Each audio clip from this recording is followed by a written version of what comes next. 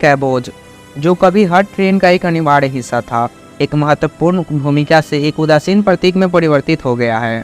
कैबोज 1800 के दशक के मध्य में ब्रेक मैन और मैनुअल रूप से ब्रेक को नियंत्रित करने के लिए ट्रेन के पीछे रखे गए लकड़ी के ढांचे के रूप में उभरा। समय के साथ कैबोज अधिक विस्तृत हो गया, जिनमें चालक दल के क्वार्टर, एक कंडक्टर का कार्यालय और कभी कभी रसोई और सोने की चरपाई भी शामिल थी।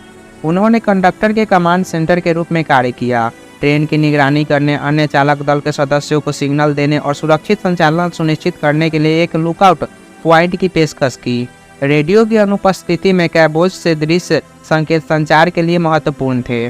20वीं सदी के मध्य में प्रतिष्ठित स्टील कैबोज का उदय हुआ, जो अपनी गुंबददार छतों और मनोरम दृश्य प्रदान करने वाली खाड़ी खिड़कियों के लिए जाने जाते थे। एयर कंडीशनिंग, बेहतर रोशनी और बेहतर इंसुलेशन ने लंबी यात्राओं के दौरान चालक दल के आराम को बढ़ाया। दो तरफा रेडियो के दृश्य सिग्नलिंग की जगह ले ली, जिससे संचार के लिए कैबोज पर निर्भरता कम हो गई।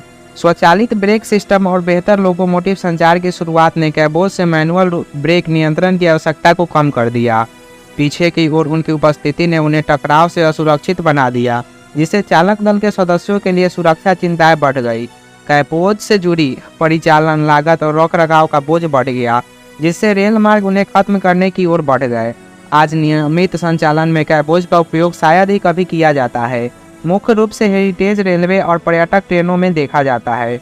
कई ऐतिहासिक कैबोज संग्रहालयों और रेलवे स्टेशनों में संरक्षित है, जो उनके पिछले महत्व के प्रमाण के रूप में काम कर रहे हैं।